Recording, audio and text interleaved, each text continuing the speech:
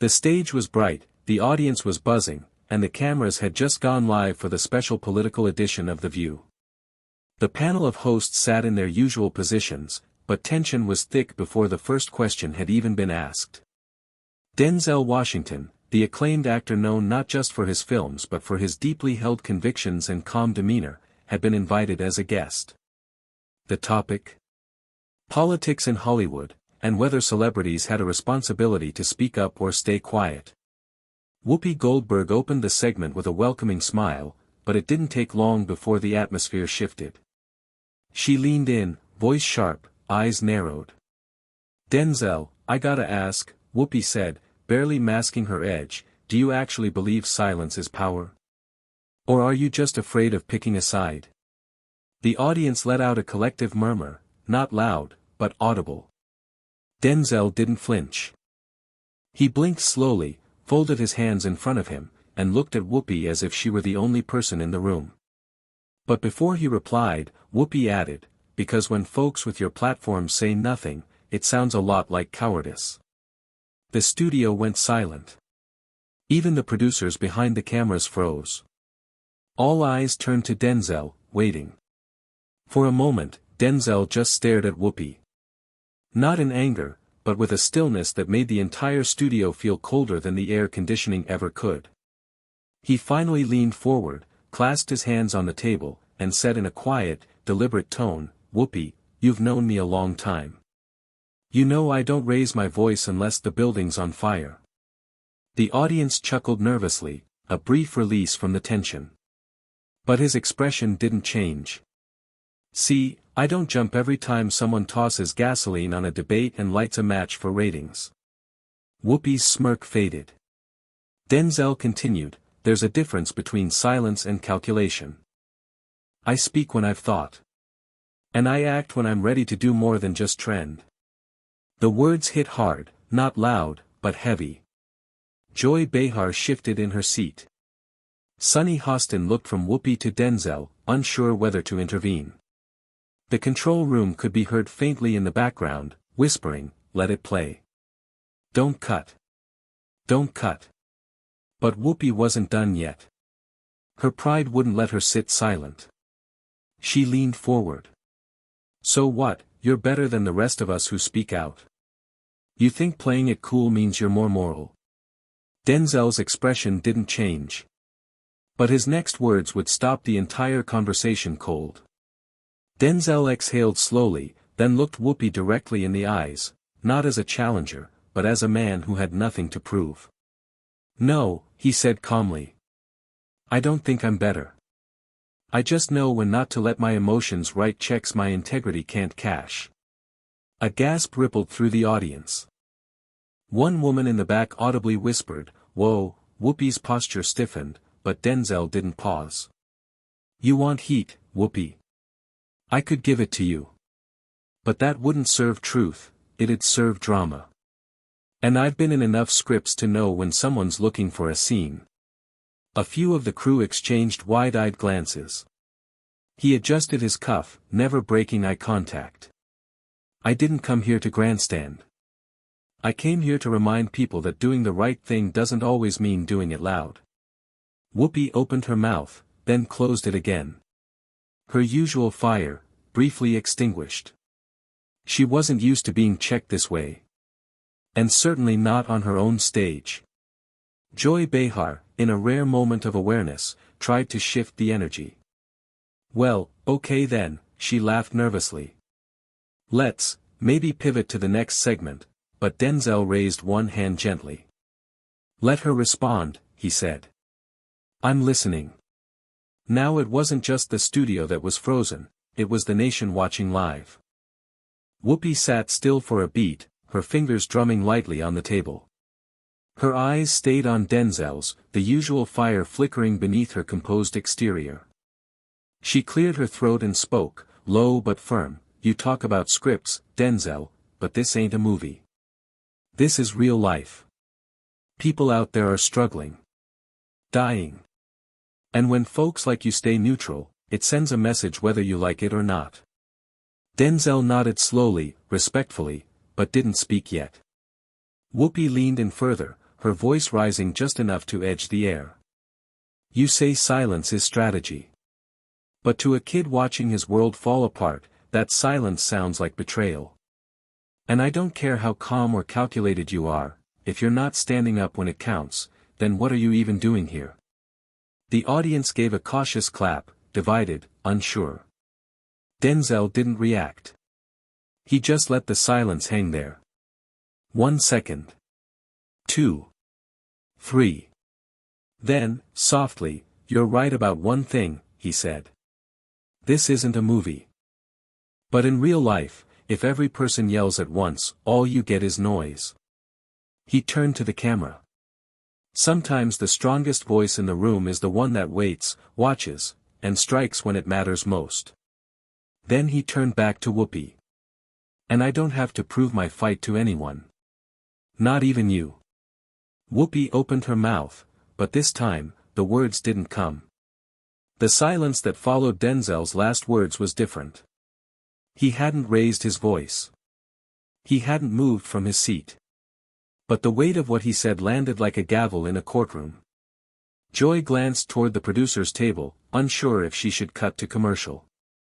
The crew behind the cameras stopped whispering, some of them were just staring. Whoopi's lips pressed together, jaw tight. But something in her posture shifted. Not defeat, but reflection. She wasn't used to being met with such poise. Especially on live TV. Denzel leaned back slightly, his tone steady. "I'm not against speaking up, Whoopi. I just don't confuse volume with value." The audience murmured again, not outrage, not applause. Just stunned stillness. Then Sunny Hostin jumped in, clearly trying to mediate. "I think, both of you are making powerful points," she offered. "Denzel, your restraint is admirable. Whoopi, your urgency is real. Maybe the deeper issue here is how we express our convictions, and when." Denzel nodded politely. "Exactly." But Whoopi wasn't ready to end it just yet. She took a breath and locked eyes with him once more. "You've always been careful, Denzel.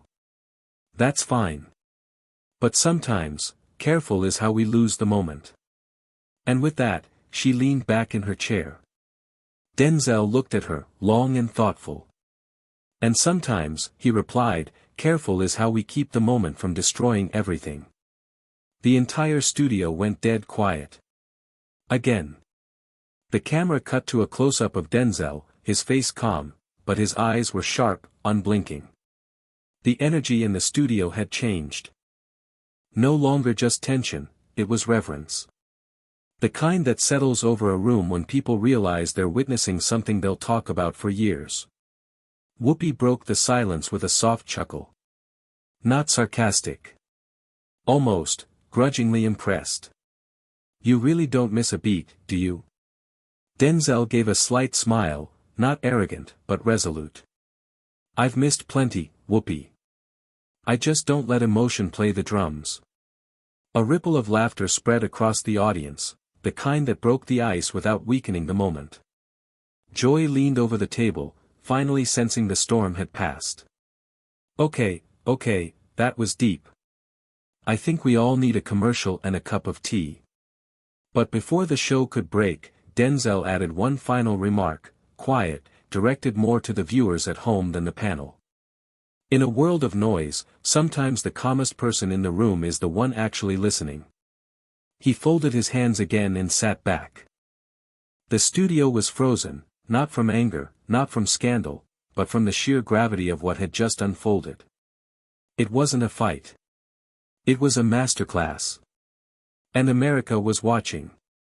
As the broadcast cut to commercial, the studio remained frozen in a stunned hush. Whoopi stared at the desk, silently chewing on everything Denzel had just said.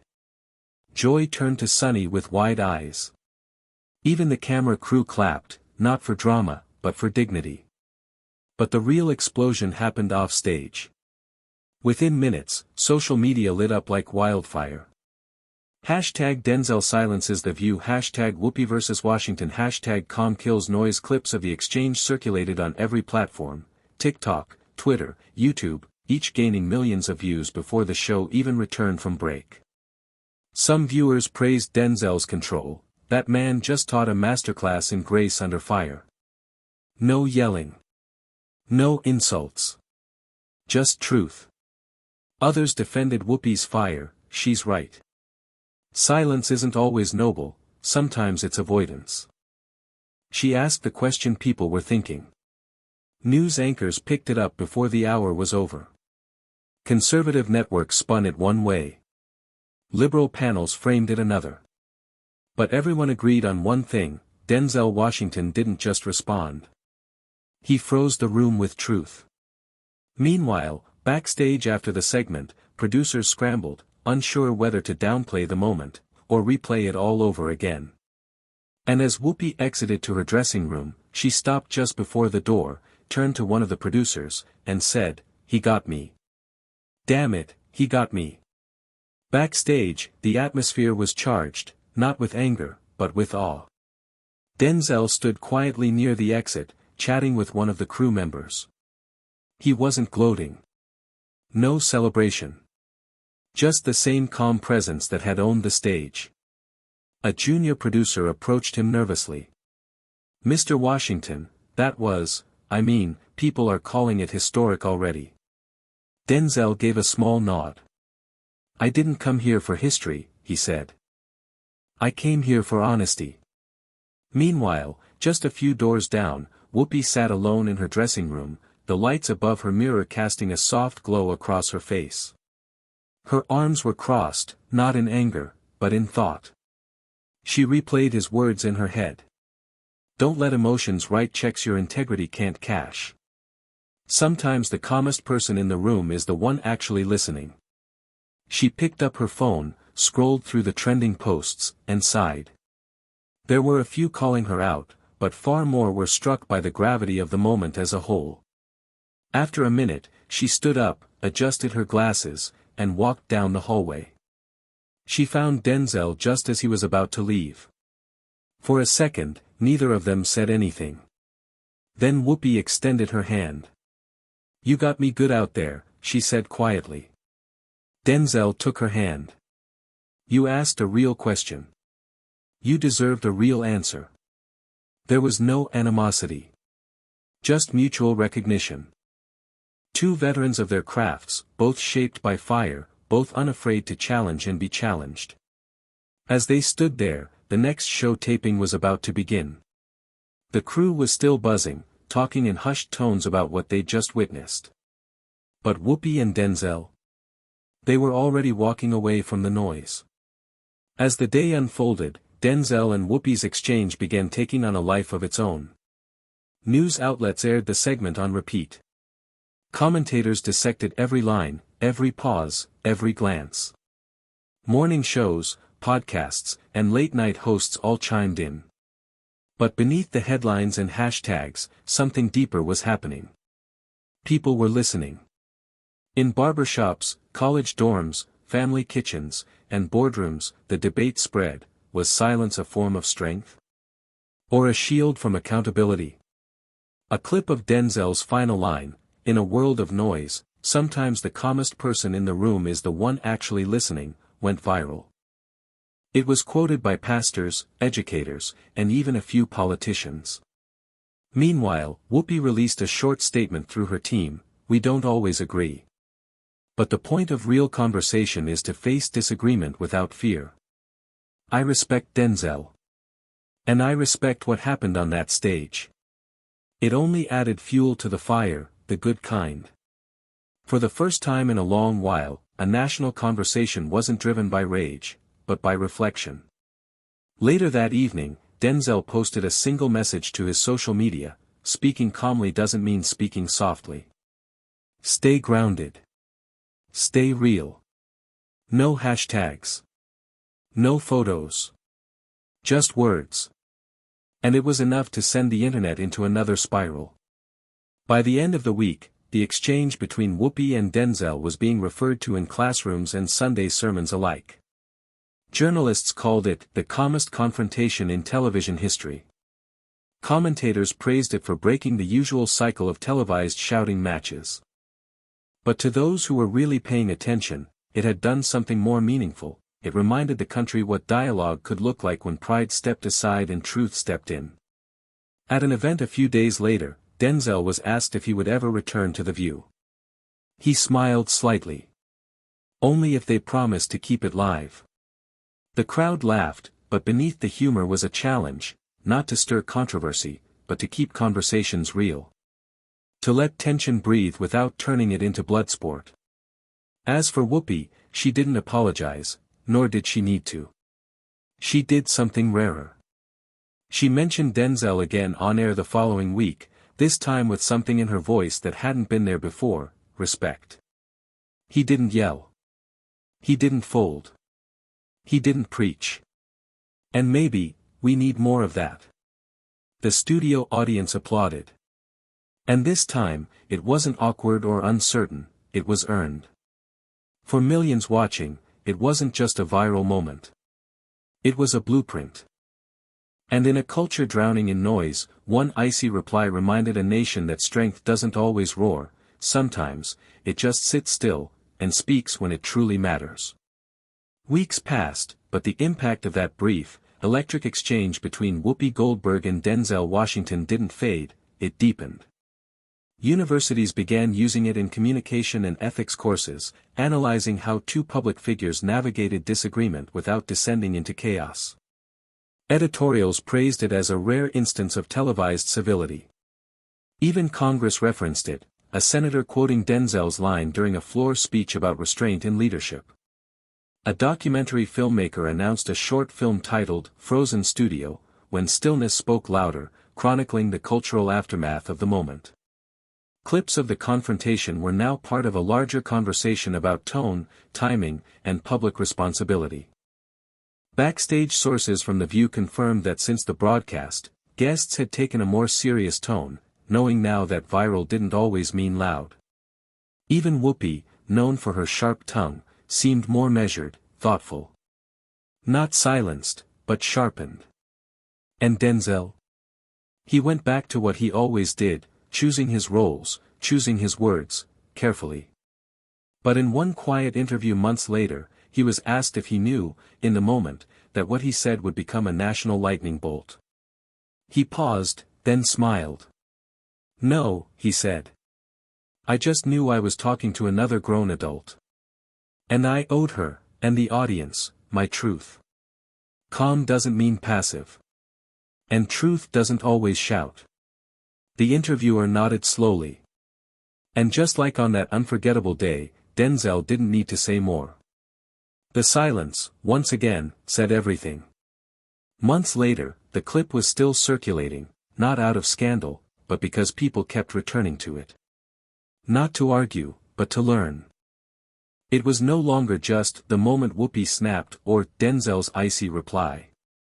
It had become something greater, a reference point for dignity under pressure. It showed that disagreement doesn't have to mean destruction. That presence can be louder than performance. High school debate teams studied the exchange. Leadership coaches quoted both Whoopi and Denzel in seminars. Even social justice groups and faith leaders began using it to show the power of staying grounded while standing firm. And though the headlines had faded, their words lived on. Whoopi, in a rare reflective segment on The View, summed it up best: "We didn't agree. But we didn't lose each other either." And if you can do that, if you can go toe-to-toe without tearing someone down, then maybe the country's still got a chance. And somewhere, quietly, Denzel watched that moment. No post. No comment. Just a knowing nod. He never needed the last word. Because he already said the one thing that would echo long after the cameras stopped rolling: speak when it matters. Listen when it's loud. And never mistake calm for weakness. And with that, the moment was sealed, not as a fight, but as a lesson.